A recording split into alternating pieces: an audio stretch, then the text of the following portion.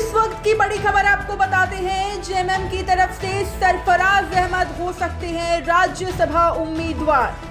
सरफराज अहमद ने 99 न्यूज से बातचीत में दिए संकेत। जेएमएम की तरफ से होंगे राज्यसभा के उम्मीदवार। पार्टी की आधिकारिक घोषणा का इंतजार, कहा ऑफिशियल अनाउंसमेंट के बाद पर्चा खरीदेंगे। इस वक्त हमारे साथ जेएमएम के नेता सरफराज अहमद साहब जुड़ गए हैं। सरफराज साहब, राज्यसभा चुनाव के नामांकन की अधिसूचना जारी हो चुकी है और बहुत चर्चा है कि सरफराज साहब नामांकन करने वाले हैं। क्या तैयारी है आपकी? ऐसा है, मैं पार्टी के फैसले का इंतजार कर रहा हूँ। पार्टी फैसला करके जो हुक्म देगा तो मैं नामांकन कर दूंगा। तो आपने अपने स्तर पे तैयारी क्या क्या किया है? क्योंकि बहुत सारे जो पेपर वर्क होता है वो भी करना होता है, बहुत सारी तैयारी। भाई साहब, मैं कम से कम 10-12 चुनाव लड़ चुका हूँ और नॉमिनेशन में जिस पेपर की जरूरत होती है वो मैं अपने घर में ही रखता हूँ, निकाल कर रखता हूँ।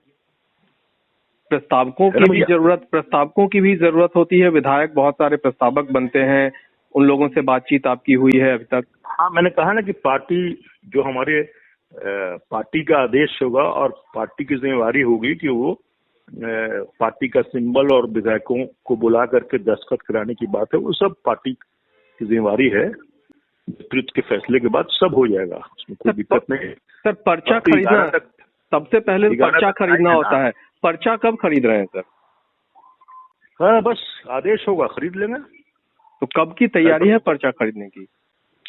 कोई तैयारी इसमें क्या करना है भैया, असेंबली जाना है, पैसे जमा करने हैं, पर रसीद कटवा लेना है और फॉर्म ले लेना।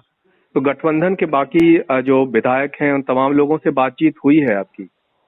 मेरी तो ऑफ एंड नॉट बातचीत होती रहती है सबों से। सब हमारे कोई भाई हैं, कोई दोस्त हैं, कोई मित्र हैं, सब लोग 7 वर्षों से काम किए हुए हैं।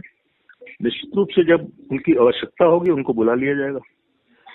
क्या माना जाए कि जिस तरह से आपने पार्टी के प्रति अपनी वफादारी दिखाई है उसका इनाम के तौर पे राज्यसभा का टिकट है और सरफराज साहब जेएमएम की तरफ से अब दिल्ली में राज्यसभा सदस्य होंगे और पार्टी की आवाज बुलंद करेंगे, राज्य की आवाज वहां उठाते रहेंगे? ऐसा है भैया, कोई इनाम की बात नहीं है।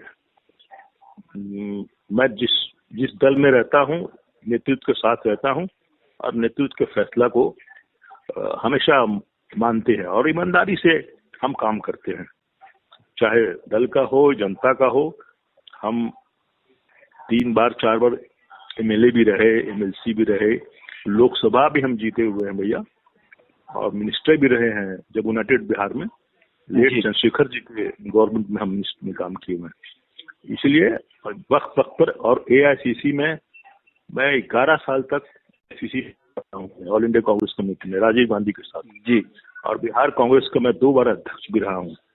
इसलिए सब लोगों के साथ कहीं न कहीं मिलते जुलते काम, जो जिम्मेवारी मिलती है उसको मैं निभाता हूँ। निश्चित रूप से जो जिम्मेवारी मुझे आपसे मिलेगी उसको मैं बखूबी निभाऊंगा। सर, सवाल इसलिए भी बनता है सरफराज साहब, सवाल इसलिए भी बनता है क्योंकि ऐसे चीजों में लोग शुभ घड़ी शुभ मुहूर्त का इंतजार करते हैं और सोच समझकर समय के हिसाब से हर काम करते हैं।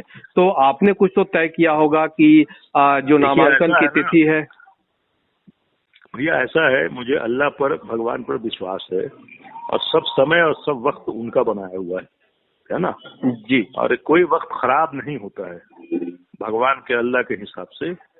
जब मेरा सब मामला सब ठीक हो जाएगा, सब हो जाएगा, तो मैं अपने वक्त से जाकर नॉमिनेशन कर दूंगा।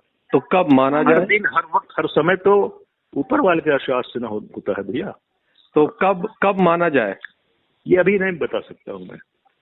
पार्टी के दिन ठहर जाइए, एक आध दिन में सब फैसला हो जाएगा, क्योंकि गठबंधन से भी बातचीत चल रही है, शीर्ष नेतृत्व गठबंधन से भी बातचीत कर रहा है। निश्चित रूप से लोग चाहेंगे गठबंधन दल को कॉन्फिडेंस पे लेके ही हम लोग आगे बढ़े। तो फिलहाल शीर्ष नेतृत्व के सिर्फ ऑफिशियल अनाउंसमेंट का इंतजार है सरफराज अहमद साहब को, बाकी तैयारी पूरी है? आपकी तैयारी पूरी है, आधिकारिक घोषणा का इंतजार है बस, और ईश्वर का, अल्लाह का आशीर्वाद होगा तो सब समय पर सब ठीक हो जाएगा। बहुत बहुत धन्यवाद सर, बहुत बहुत धन्यवाद।